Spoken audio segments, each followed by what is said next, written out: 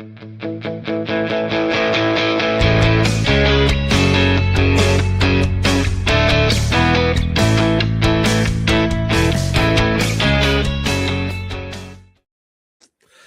everybody. Welcome back. This is Elephant in the Room, brought to you by Aiven. Elephant in the Room is a show where developers work together to build something, learn something, especially around the Postgres space, and address all of the elephants in the room that may pop up as we do so.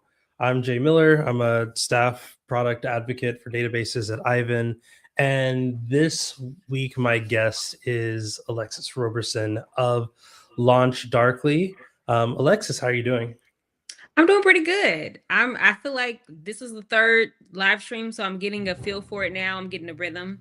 Yeah, well, I think we had talked about that, like, kind of in like the planning of all of this was that I have definitely done probably I like on and off stream from time to time. Definitely not what I would call a professional streamer by any means, but this was kind of new territory for you. How was the overall experience of live streaming for you? I was definitely doing some reflecting, and I would say the first live stream, I was definitely nervous. And then I was like, oh, okay.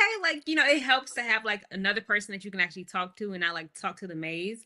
The second stream, I could realize like, oh, I could easily, like, this could easily be, something like you have to have a plan too, like coming in. Yeah. But it's something that I also just enjoy kind of like the messiness of it a little bit. But it's still intimidating. I'm not gonna like, I don't know if I can be able to do it like myself, but it's intimidating for sure. I think you could definitely do it. Like you said, I think having a plan first and foremost, anytime you're streaming, more than anything, like, you have an audience. So make sure like you Hmm. don't forget that you have an audience. Yes. But then also just developing while streaming is such a different thought process. And Yeah. in fact, one of the things that I've done recently is, like, in stream when I stream, I'm doing more planning than actually Yeah. writing code because Hmm. it allows the audience to be a little bit more involved. But that's not what we're here for. But we can definitely talk about thoughts on streaming all day.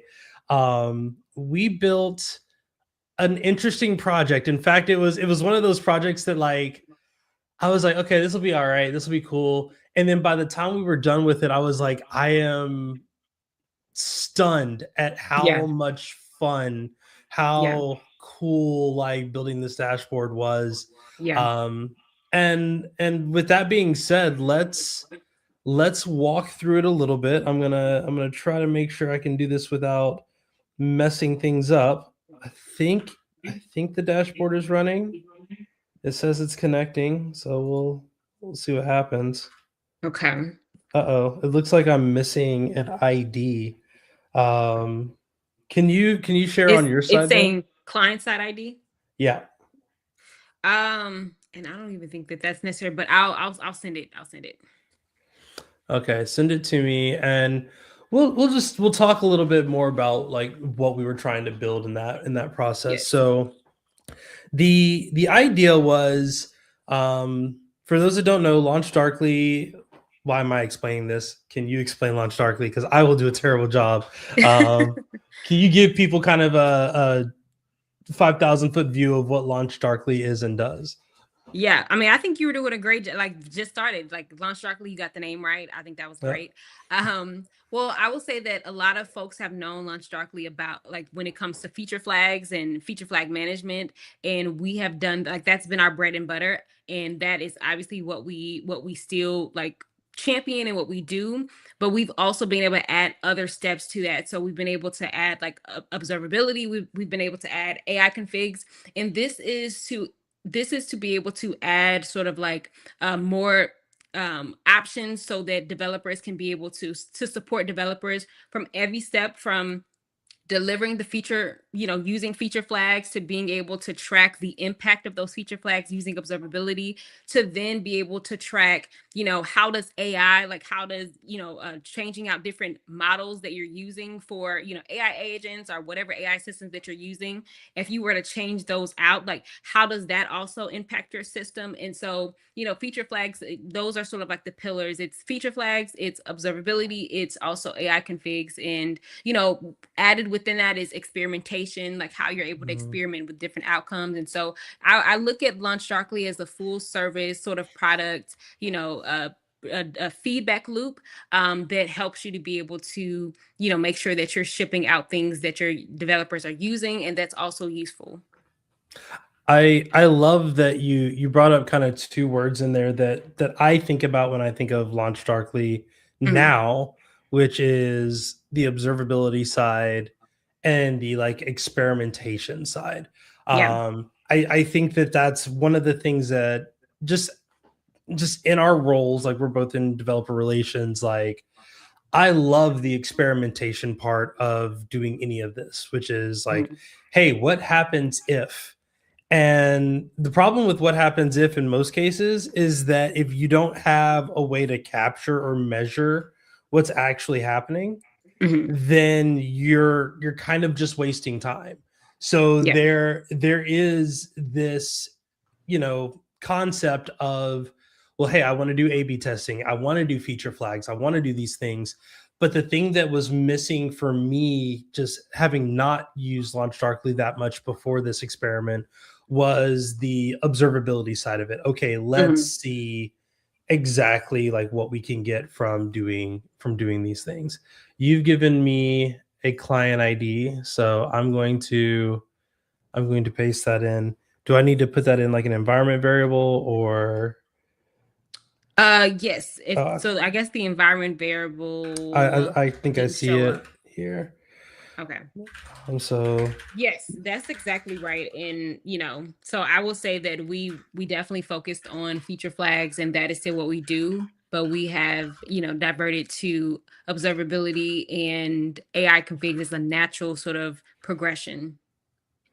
yeah, the piece like in this, and again, like we're having a couple of technical difficulties on my end. That I really enjoyed on this was we aimed to build an observability tool, Yes. and even seeing the amount of observability that goes into just like, okay, can I turn this feature on and off, can I turn this region on and off, and thinking about that. I mean, you had me in like bits, just like scrambled up trying to figure out like, how could I use LaunchDarkly when interacting with Postgres directly? And like, I think the answer that we kind of came up with is that like, that's not really the way to think about it. The way to think about it is how can you basically set up different environments in which your users could interact with the database, and maybe it's adding or removing buttons and kind of going in that manner and seeing what happens. Yeah. I cannot seem to get this to load. So what I'm going to do is I'm going to go into the config and I'm going to hard code that value in, because apparently it's looking for something that I don't have in here. Okay. Let me make sure mine is running just in case if I need to switch, if we need to switch over. I would say we're probably better off if we just let, we'll call it at this point, let you drive on the demo, because we're 10 minutes in. So I'll stop my share and I'll let you share. The other thing that I wanted to talk about with this was just, I guess let's talk about the overall idea of the project, and we'll be able to show this to you in a second. We kind of had three ideas for a project, and we let AI generate this, nice report on each of them and talking about what the implementation steps would be. And we kind of came across this idea of working with read replicas in Postgres and managing that. The interesting part of read replicas is that uh, if you're working inside of a larger environment, you may want to not have the service, the database that's like where you're writing everything, be blocked by your users actually like fetching that data. And one of the easier ways to solve that is to implement something called a read replica, which is basically just a read-only copy of the database in which you can set that for maybe your read operations, and then you can also do things like make it geographically diverse where depending on where a person is in the world, it's easier for them to, or they would connect to different databases.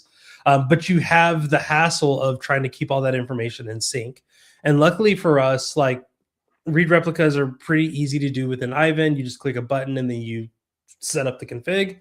But more than anything, you have the ability to then go and see what the actual differences are. Like, what are my latency differences? What does a load test look like from here if I fetch a bunch of resources? Like, I think what we did is we put a bunch of like baseball stats in there just to populate the database. And what was the load of trying to fetch a bunch of stats from each of these different databases? And they were all set up to be exactly the same, just different regions. But you could see how setting them up as different sizes, different hardware specs, like all of those things could play a difference in how you are managing them. Are we good to show this, or? Yes. Can you see my screen? It should be the dashboard. I'm seeing, I think the screen that I see is this screen as well. Oh, okay. So it must be on this side. So let The me window. bring this over. Okay. There we How go. about now? Okay. There we go. Cool. Got you. I thought you were So saying this is what we wound up building. And this was like what, maybe we'll say like V3 of this.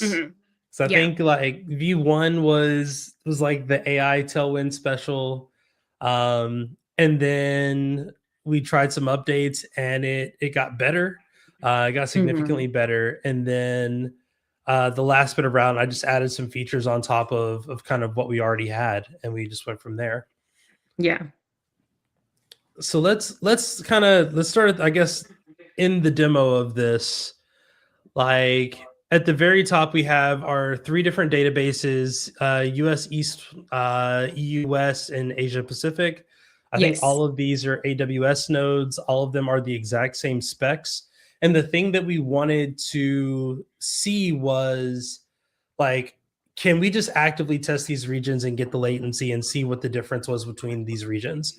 And I think like if you hit test all regions, doesn't it just does a quick load test and grabs everything? Yeah. Yes. And naturally, this is querying from your location in the US. So obviously US East is going to be the fastest, but we can also see what that latency is, and see what it is comparative to the other regions. And then I think we added some other features, or we didn't. I don't think you got the features where the lines were added on the different regions. But we can see as here, you can do things like you can just test your connection. You can check the latency. You could even do a health check. And then once we did a health check, it would just add that information in and load some other stats. Yeah, I think this is really, I mean, this is definitely it's different from what we started with. It's sort of beyond what I was thinking that we would have towards the end. So I think this is really cool. The thing I liked about this was I've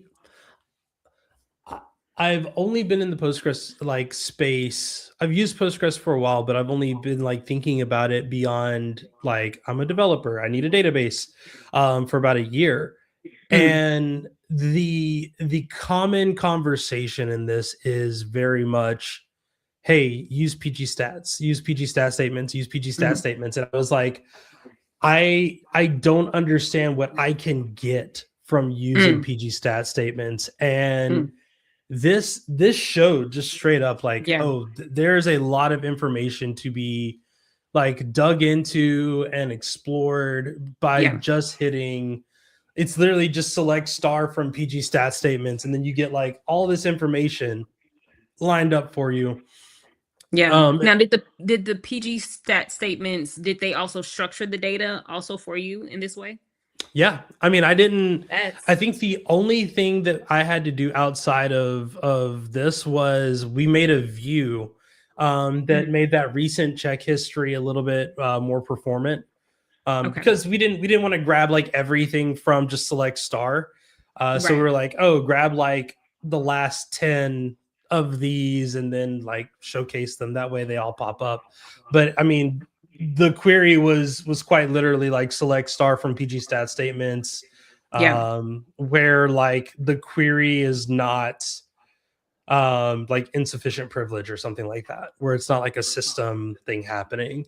Yeah. And we could then see like what queries were being called the most. We could see what was the latency on those queries, what was the average load time that it took, and the average explain and analyze time for those queries. And I think in doing that, again, like our whole thought was like we were talking about building an observability tool. For us, we don't have that many like queries that we're calling, so it's kind of easy. But I could see Hmm. where um spoiler for some of the things that I've been playing around with for the last like week. I've been playing around with like some home lab stuff. If I have a bunch of databases running, or if I have a bunch of Hmm. services running on singular databases, I can come in and see like, oh, this command, this is the thing that I'm doing the most of. Or if I have a web app and my web app has, a bunch of CRUD config and a bunch of, like, oh, hey, go and create this, or go, do this thing over here, like a company like Uh-huh. an Amazon or something like that. Yeah. They're going to see like, first of all, what's the busiest part of this, and then what's the most expensive part of this, and they'll be able to adjust their frequencies just based on that information alone. And I think that, again, we kind of did this replica thing where all of these are the same size. But Yeah. if you change the resources in EUS and Asia Pacific, or if you have two US East nodes, one larger than the other, and then you're sending a certain amount of traffic to it using something like LaunchDarkly, that was Hmm. one of the things that we initially tried, was like, hey, can I just change where these things are pointing to Yeah. using using some of the experimentation stuff. Right. Toggling these different sort of flags on and off, and that sort of creates that. Yeah. Yeah, All right. we could Takes. have two in US East of just Yeah. two different sizes.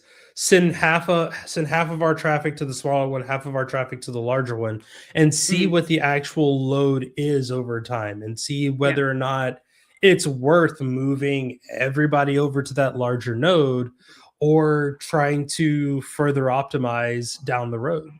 Yeah. And if we really wanted to even take this dashboard a step further, there is that being able to look at the data from like a granular level. So, being able to even like this dashboard here, like it looks great, but it's also like, okay, like could we like click on this and be able to see the health metrics or the traces like in a more sort of like Mhm. granular, view. That's also sort of like a next step of what we could add to this. But this is really great.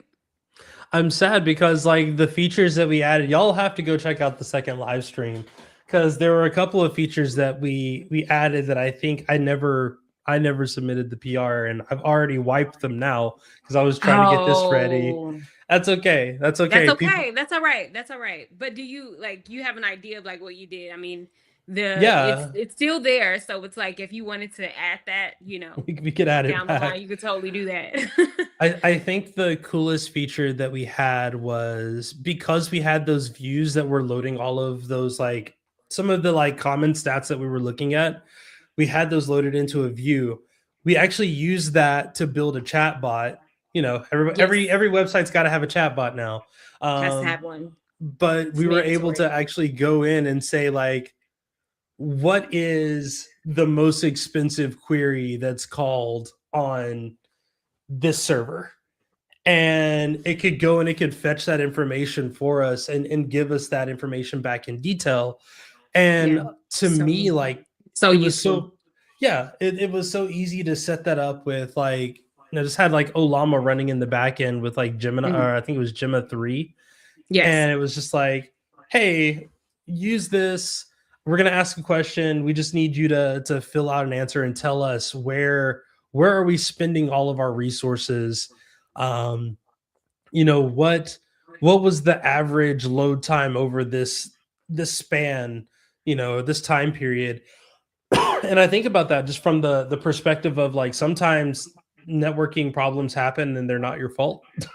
you know Yeah. US Life East happens. 1 goes down, Cloudflare goes down, Yes. I something mean, like we've seen a that. bunch of those outages happening at least multiple times this year alone. Yeah. So being able to catch all those things and just see them, be observant of those things. I'm actually wanting to do more observability like projects. I'm looking into things like Prometheus. I'm looking into things just like building Yes. open telemetry collectors. I just Grafana. installed Yeah. like Fluent D on my home lab to consolidate all my logging and put them Yeah. into like a Postgres database, and then just visualizing that stuff with tools like DuckDB or ClickHouse to me Yeah. is super awesome. Or getting the wild hair to build your own dashboard, which is totally doable now with AI. Like it's really not Literally. hard. This was Yeah. built with fast API, LaunchDarkly, and I think we use Chart.js and Leaflet.js for some of Mm. the front end stuff, Yeah. and then vibe coded it over the span of like 4 hours. So that's just speaks to how easy it is to build it. Yeah, and it started off as just like a HTMX, just straightforward like dashboard and sort of grew from there. Yeah. So let's talk. We've got like we're about halfway into the show. Let's talk about some of the elephants in the room. Mhm. My first one, again, I'm gonna just say my first big elephant was LaunchDarkly and Postgres, and like I needed a sign that just says that's not how LaunchDarkly works, Jay. Like Mhm. that was me. Like the second I saw a feature, I was like, "Ooh, can you do it on this? Can you do it on this?" And it was like, I don't think you can. I don't think that's how that works. Yeah. Or at least maybe you're thinking about it from a different angle that LaunchDarkly isn't really designed to work with. Yeah. Um, what about you? Did you have any elephants in the room? I think the biggest elephant for me was just kind of generally understanding like Postgres as a service, and yes, being able to like set up different like Postgres instances on like AWS or like all these other things, or like hosting them on like Docker and things like that. But to be able to just see how easy it is to get started with Postgres as a service, for me, like that was like the elephant in the room, because I kind of generally knew, about, what that could look like, but to actually see how well it integrates within a project, within a dashboard, that was something that now I can see myself using it a lot more. I will say that for sure. Mm. I definitely think that the one of the conversations I've had with some folks that work on Postgres are how much they try to make what they call like sane defaults. They try to make it so that it's really easy for you to get started, get it out the door, and you don't have to fiddle around with it. Yeah. And I know some like other database tools, like usually like you can get it up and running, and then you're like, oh, if you need this, you need to enable this service, you need to enable these things. Um, I think we enabled. I don't think we actually used any. Um, I don't even think we used Postgres for this. I don't think we used any extensions. I think it was just like right out the box and just run with it. Yeah. One of the things that I would like to see, because this is, like a local host example, or this is running locally, but I would like to see, how this would look with multiple users. How would like Postgres as a service like scale? Like, how would you optimize for like high traffic dashboards? That's kind of something that I would like to see for sure. I think with the one that I always think about when I think of like very high traffic dashboards, it's silly, but it's like it's the holiday season. NORAD has like the Santa tracker that's running around, and you can like they simulate. Well, never. I'm not gonna say simulate because I don't know. Somebody might be watching this with their child, but Oh, yeah. you can see where in the world Santa Claus is flying around, and I can imagine like sites like that get little to no service during the year, and then on Christmas Eve it's like, okay, we gotta amp things up. Yeah. So yeah, like you said, just the overall load testing and how it can handle like burst instances of traffic. Like we see this all the time. The Super Bowl, I spend the first 20 minutes of the Super Bowl trying to figure out how I can watch the Super Bowl because every streaming service that hosts it is like over capacity and crashing. So like Yeah.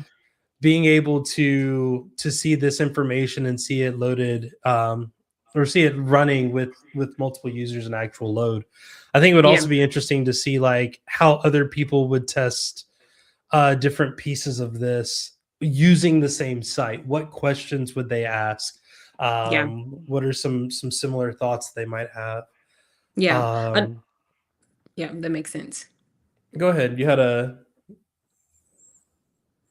Well, I was going to say, I like the idea of the chatbot. I'm also thinking about how, because chatbots is typically, they live within whatever, dashboard or whatever, site they're on. But we do like the elephant in the room is the AI agents, and like how could we add specific like AI agents to this dashboard to where, if we see a certain like latency level, if we see a bottleneck, if we see, whatever, error, how can it go to these different, like let's say it goes to LaunchDarkly, let's say it goes to your Postgres, as a service, right, platform, let's say it goes to these different things and it's actually able to make changes or updates so that it's able to, like, let's say you're getting high traffic, like the Santa tracker, it's yeah. able to sort of modulate based on the scenario using AI agents, or even just retrieving data. So that's also another thing that I can see happening here. That was something that a friend of mine had talked about, of like just things Mm, that he wants to see from AI agents is like, if I have a database and my database is, hitting some threshold that would be an alert, mhm. email me, like tell me. Or if you see a pattern, like it's interesting. I have like my Prometheus service has like this pinging, like, hey, this is failing, and I'm like, there's nothing I can do about it. But give me advice. Tell me what I could Yeah. do. Tell me what's going to be the thing that solves this problem. Is it going to be increasing cloud services? Maybe I increase the CPU. Maybe I do something different. Giving me actionable insights is a thing that I want to see more and more companies do. Because Mhm. I'm not gonna speak ill of any other company, but what I will say is a lot of what we see in like the AI like notifications and stuff like that is Mhm. it'll just say these indexes need to be optimized, and that's it. And it's like I don't It's so control that much. index. Like I Yeah. don't like there's nothing I can do about that. What else can I do? Yeah. And having that, but also having that as it's looking at something like PG stat statements and seeing it goes, well, really you're just calling this command a lot and the data is never changing on it, like this, like you're not inserting any data, you're just reading from it. So maybe you can make this a materialized view where all the information is static, and then Yeah. now you're not actually like doing those calculations on the Postgres database every time it's ran. So it's going to be significantly faster. Like to Yeah. me that's an actionable insight, but Yeah. that's not a thing that comes up often when you're looking at these. It's just like, oh, that index just needs to be, oh, you wrote this query like this, you should write it like this instead. And it's like true, but also like if I can get away from not having to call that query a million times a day, that's even Mhm. better. Yeah. Yeah, I agree. It should be less work and not creating more work. Yeah. Um, Another the thing that I kind of see as I'm looking at the map is what would be cool is you're seeing the regions that we have these databases set up in, But what if we also had on the map different outages like in real time that's taking Mm. place for different service providers to see, like, if we're experiencing some type of impact, we can have like that explanation right there at a glance. So these are sort of like moonshot, ideas that I'm just throwing out there, but it's definitely a lot when I think about just observability as a whole.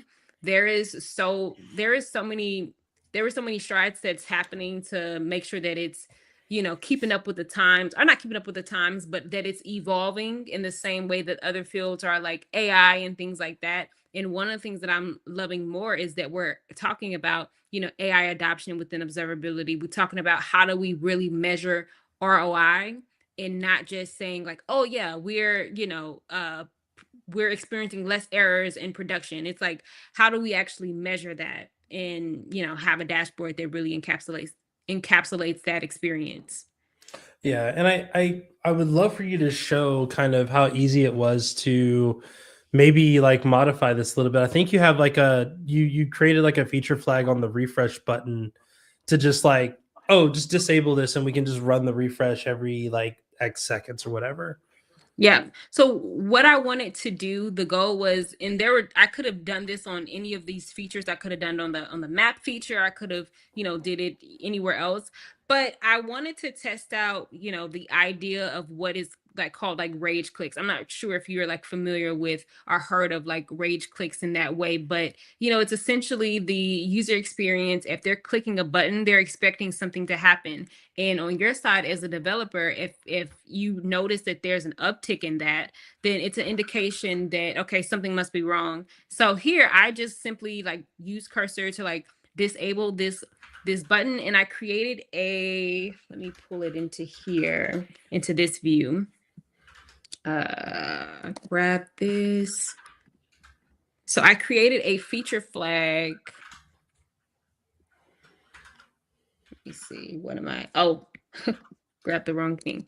Okay, perfect. So I created a feature flag for the refresh button here.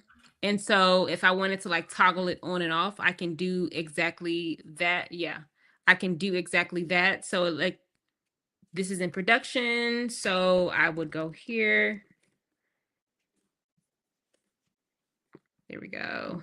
Save the changes. And then if I hit refresh, I shouldn't be able to see, right? So the refresh button is gone. And then I can just toggle it back on because we'll need this for like setting up the like guarded rollout. So like hit production And we were again. using this even in development, like Mm-hmm. disabling, you could disable like entire sections of like, okay, Yes. hey, let's get this out the way, focus on this Yeah. part. Get rid of different regions. I think at one point, like there were only like two regions that were showing up because like Mm-hmm. Asia Pacific was taking like 3-4 times as long to get any Mm-hmm. information. So we're like, just like hide that for now. Yeah. I thought that was pretty cool. Yeah. Especially if it's causing a problem for a subset of your users, you don't have to roll out that feature to all of your users. You can, roll back, or then, if it's working perfectly, then you can gradually roll it out to everyone else. And so that was kind of the idea here. And so for that feature flag, you can attach a guarded rollout to that. But before you can attach the guarded rollout, you definitely need to create the metric. And what the metric is going to do is going to set the threshold or define the threshold that's going to trigger the guarded rollout. And so, for instance, I created a test refresh button rage click metric. And basically, what it does is it counts or keeps track of the average amount of counts that the user clicks a button, where lower is better. So the less that they click it, that means that it's working. And the more that they click it, that means that it's not working as it should. And so this is created. So if we go to like flags, go back here and we hit edit, we can create a guarded rollout and attach that metric that is already in existence. And then if we did, let's say we didn't have a metric, we can always create a new metric. Make sure that it's set to the user context. We can set this to 5%, 10%. This is going to determine how often it cycles how often it cycles through to check for rage clicks. And then if it hits that threshold that we define, then it will automatically roll back to the previous version where, like, let's say the refresh button was actually working. And then I would set that to like 1 hour duration, and hit save. And we should be able to see it creating in real time.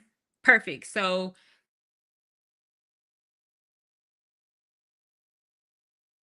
too, I want to mention, if you're using a client-side SDK, make sure that you toggle that on. If not, it won't work. And then if you go to, like, we can go to our project settings here. So it is, let's say, live demo. You want to make sure, go to observability settings. You want to make sure that for your rage clicks, that not only they're enabled, but then also too, for my metric, I wanted it to check that the minimum clicks is 5 for a duration of 2 seconds, and for a sort of like 8 pixel radius. So like if the user is clicking in this same area, more than 5 times for that amount of time, then that means that there's a problem. And so that's already set. So that's great. And then we can go back to our feature flag. And if we go to the monitoring tab, that's where it's going to showcase, different things happening within our feature flag. So we know that a guarded rollout was created. This is the flag history. So guarded rollout was created. We toggled the flag on and off. And then we're able to see how many times on average the user was clicking a button, like sort of like doing a session. So this was like more than 6, this was 16 times, so that's way more than 5. So that's an indication that like something is wrong. And so that was kind of like, it's very easy, in my opinion, to set this up. And this is just like the tip of the iceberg. It's the surface of what you could actually do for your dashboard, or for like whatever feature that you're testing out. Yeah, this is where my brain was just constantly like, but can I do that? But can we do it with this? Can we do it with this? Like, I think that there is, maybe this is my feature request for LaunchDarkly then, is like, Yeah. I want Yes. to connect that directly to the database. Like I want to Okay. see again, like how many times is this query being called, because this can be, again, this is an opportunity to optimize something. This is a place where things could be improved. What's the latency, or I guess what's the cost of some of these queries happening? I guess you can't measure the latency because that's all done, on the network layer.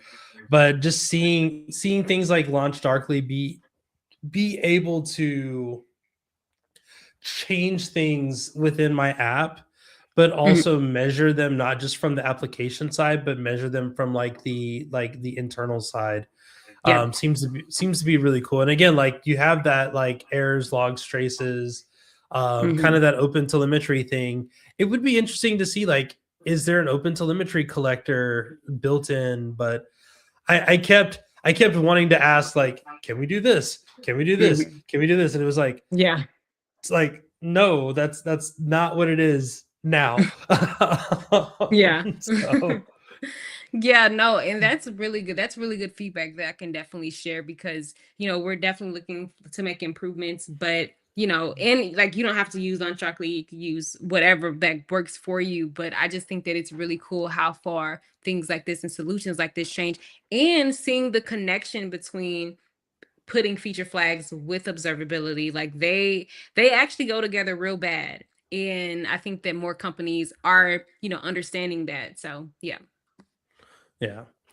I'm trying to think. There was one other piece that I was really interested in this project. Oh, I remember now. We talked about this a little bit earlier, but just the overall planning of these projects, of this project in particular, because this was the first time I had tried to do this. I am thoroughly impressed with what AI is capable of building. Yes. But I'm even more impressed of what it's able to plan and then build. Yeah.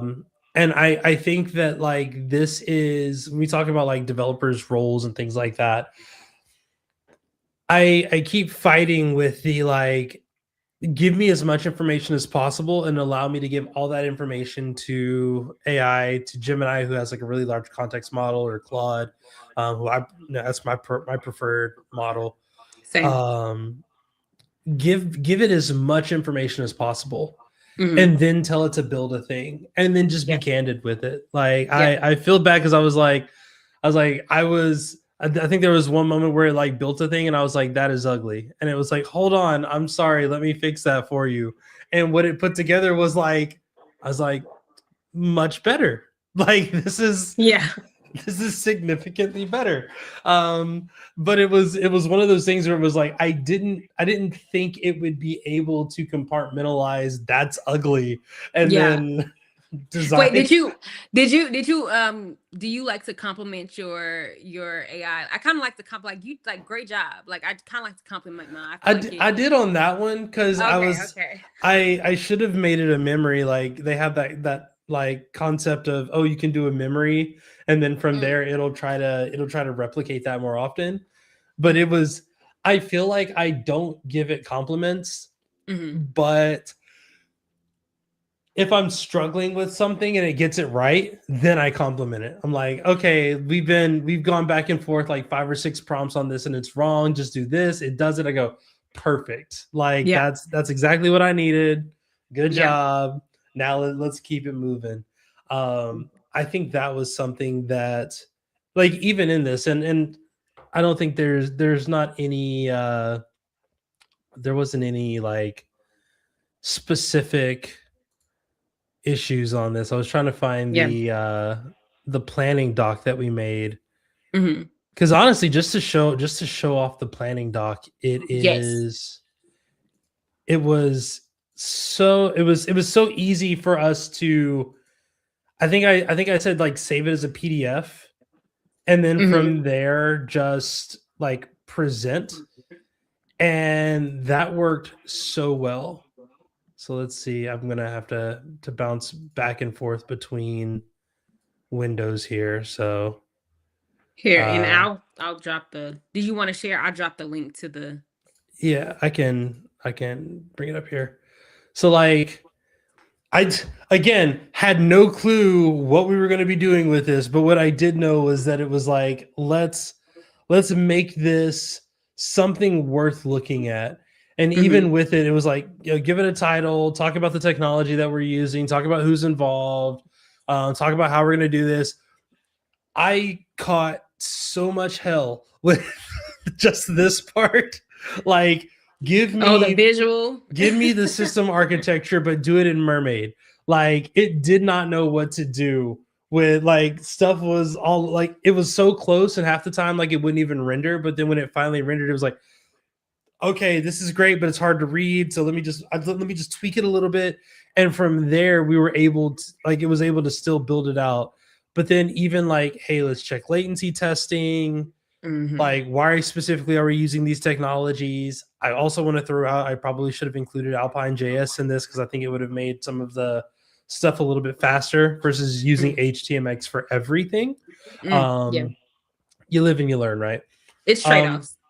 yeah, but even the idea of like stream one's going to be setting up the foundation, getting everything connected. Step like stream two is going to be like I said, load testing and performance. I think we took that and we were like features, and we just did a Mhm. bunch of features for it. And Yeah. then taking this and going like, what does the technical implementation look like? What are some of the things that we're going to be doing? How do we want things to connect? And just even request flows and integrations and like all of these setup notes and things that were going into place. um like, I didn't even have to read all of this. I was just scrubbing through it and I was like, okay, cool, I see what it's doing, I see what Mm-hmm. it's doing. Mm-hmm. And then I said, all right, cool, we had 3 ideas. Idea one, idea two, like same thing, a little bit shorter, because I basically just said like, okay, I like this, I like this, I like this, add these. Yeah. And then like, all right, and then idea three, kind of the same thing. And it was it was so easy for us to decide this, and like all of this was just generated through just prompting. Yeah. But then the other side of that was then going and saying, okay, here's a copy of the plan. Here's what we want to do. Let's go ahead and drive into that. Like, let's go ahead and like just start building that. That was and also like tell me which one works better. Yeah. Compare these two design ideas. I did something similar with another project for like a Secret Santa thing, and it was like, hey, we're going to build this Secret Santa thing. I've got two ideas. Can you explain to me the pros and cons of each? And letting it do the comparison to me was just fantastic. But yeah, as we wrap up, like the sound cut out again. Can you hear me? Yes. Okay, I can't hear you, but we've been fighting with all the technical difficulties. As soon as you stop sharing, that's when it did that.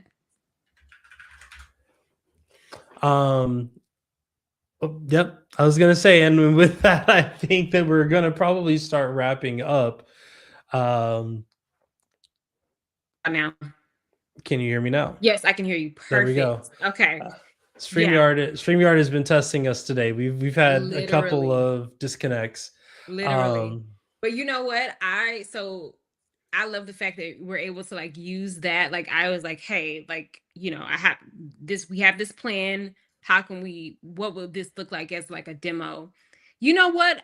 What do you think about the conversation of, because I know that prompting is about providing the model with as much, or the LLM with as much information as possible so that it can really make an informed decision. But what do you feel about the conversation of, some experts saying, how can I put this, that like, how can we get LLMs to the point where they can understand and learn with as little information as possible? In the same way, like us humans, when we are older, like when we're younger, we have less information, right? We're kind of like getting things as we go, and so like, for instance, toddlers, like they're learning how to talk. They're learning all these things along the way, even sort of like, I guess, with not having as much information. So yeah, what do you feel about that conversation, like getting to that point? I want to be like as lenient on like AI models as I think is necessary. Mm-hmm. This is like the conversation of like self-driving cars. Self-driving cars deal with a lot of information, they deal with a lot of context, and they are, for their scale, inherently like 100 times safer than humans driving. That does not matter, because what happens is when a mistake happens, we tend to give ourselves more credit than we would give a machine. So we would say, like, if I was driving, I wouldn't have gotten into that accident, or I wouldn't have made that decision. And like, it's like, okay, you might not have, but again, looking at the crash records, there are thousands of crashes every day that involve two humans. There are less than 100 crashes every year that involve, self-driving vehicles. And so it's like, it's kind of hard to look at that. So when I think about like coding agents and things like that, saying how, like, I don't need to give it as much detail, I think what that is similar to saying is that we believe that we don't need that much information, which I can tell you as an open source maintainer, anytime I see an issue and it's just like, this doesn't work, it's like, well, what do you mean? I need all the information possible on what this doesn't work means. So I definitely think that where we are now is definitely better than where we were 2-3 years ago. I mean, the fact that literally, for sure, I think we like said build this theme from scratch in the beginning, and the design wasn't shades of purple, it wasn't gradients a little bit of gradients, but like it wasn't like AI's first tailwind design. is proof that things are improving. Yeah. But I think that we naturally take a lot of context. We take a lot of our desires, our thoughts, and our opinions, and we internally think about those things as we're building stuff. And if I just started writing code and you told me, oh, hey, build this out, and I just started writing the code, you would probably ask me why I'm making some of the decisions that I'm making. Yeah. I think the problem is that we get a little like frustrated because we know in our heads what we want to see, and Yeah. AI is not a mind reader. So it's very much Yet. like it No, can't just do kidding. that. I said yet because I'm like, Oh some of the no. things that they're like talking about, I'm like, whoa, they gotta be reading our thoughts. I mean, part of me is sort of thinking that might be already happening because I could say something next to my phone and I'm like, or not say, I can think something next to my phone and I'm getting ads. But It's like anyway, popping up. it's like popping up. But yeah, no, that makes sense. That makes sense because Yeah. I guess as humans, we're already sort of doing that. We're already sort of providing, or we have this information, in our Yeah. head that is informing our decisions. And to require AI as like a way of to innovate or to evolve is to be able to make decisions with less information. I think that's a conversation. I kind of lean more towards giving it more information because I don't want to have to keep like Yeah. reprompting, you I know don't what I want to have mean? to So keep telling you. I don't want to have to, I don't like repeating myself. That's just in life. I'm like, I am a very, people will tell me or tell you, I can be very thorough at times in ways that make sense, but thorough because I'm like, I would rather you have all the information you need instead of like we have 15 conversation about the same thing. So yeah.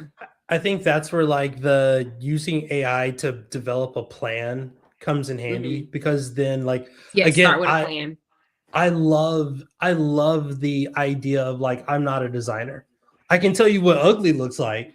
So like that's fine, but I Yeah. can't, like, in terms of designing this dashboard, I could hmm not tell you what the best way to work with it was. And honestly, when we were done, we recorded that second stream.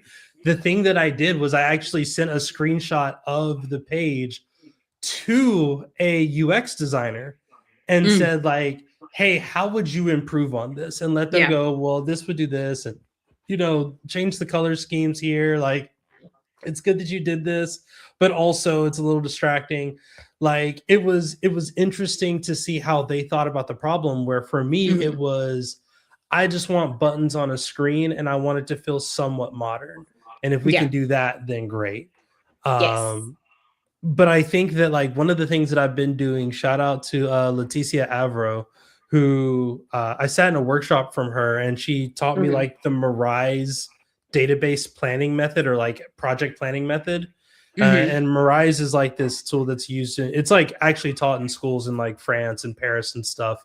Hmm. And the nice thing Wow. about it is it does encapsulate the, I am building a solution. That solution has this many things involved in it, hmm and here's what it looks like from an executive like description standpoint of like, let's roll this out with these features, these hmm scenarios. And then the next step is like, okay, now the technical implementation looks like this is how your hmm database would be set up, here are all the different relationships that need to be made. And then you start going into the implementation details. But hmm the other thing that I want to do with that, and this is where like I feel like agents are both good and bad, is like, okay, I want a UX and a UI agent. I want hmm agents that are good at the things that I'm bad at, Yeah. to tell me what I should and shouldn't be doing in this rollout. I bet if we gave AI a Mirise project detail that says, here's what the structure looks like, here's what the implementation looks like, here's the color scheme that we want to use, Yeah. here's like the design language that we want to use, and we save that as a PDF in our project and say, read this document and then implement like a 5-step plan, including an MVP, additional features, advanced features, and then final Yeah. implementation and rollout. Yeah. I'm almost certain that it will work way better than just, hey, build this. But Yeah. again, you have to be in the mindset of I'm going to spend half of my daily limit on tokens just updating the PDF Yeah. Yeah. and not actually No, writing that the makes code. sense. Yeah. That makes sense. What I like when this conversation comes up is I have always sort of thought of AI as like this co-intelligence. It should be a replacement for, or it can't be necessarily a replacement for intelligence. It's like we're working together to solve this, right? It's not a replacement for creativity. It's like it's those moments where, hey, if you need to get unstuck, you're saying, okay, I have these two ideas, or this is my plan, or this is my idea. Like, can you defend, or can you argue against this, right? Or Yeah. probe me on some questions that's going to get me really thinking about how I want to structure this. So that's why I really think of it as this co-intelligence. Yeah. Well, I mean, all I can say to that is I'm glad that uh, we had two very different angles at approaching this project, Yeah, but they worked really well together. they did. Any last thoughts before we wrap up? No, I wouldn't mind building something else. That's the goal. Definitely. Like that's the goal in Yeah, doing this.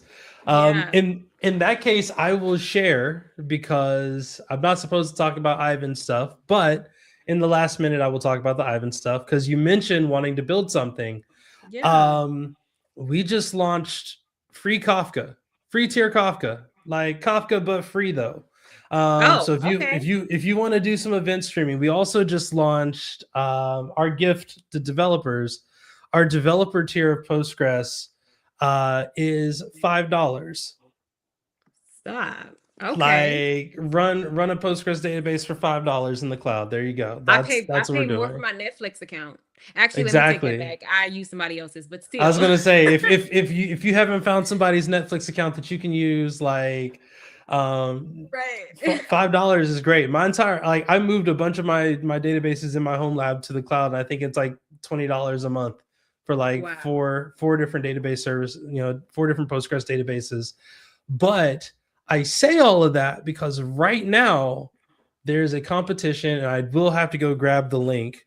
If you Okay. build Yes. something Hmm. using the free tier Kafka, we're currently running a contest for until the end of January that is a $5,000 cash prize. So $5,000, not in credits, not in anything else, in Hmm. cash, where you can come in and build something and just get some money off of it. So build stuff, build what you think is cool. They just announced we got an internal competition as well, and I was like, my day job is building stuff. I'm pretty sure that I am exempt from this because I found the limit of how many free services we get as employees the other day. It was like you can't add anymore. I was like, oh, my bad.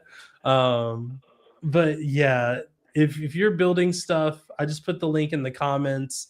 Yeah. Again, why not get paid to build something? Build something cool. Build something that's going to help you out. Right. I don't know if I'm a judge or not, but I'm gonna try to be. And I'm Okay. encouraging as many people as I can to Yeah. just build and have fun building, and that's really what Yeah. this podcast, whatever you want to call it, is all about, is working with people who Yeah. understand that it's just fun to build stuff and Yeah. learn stuff This in the makes me want to process. build. This makes me want to build more in community for sure. Like building it, one thing on your laptop and it's just you by yourself.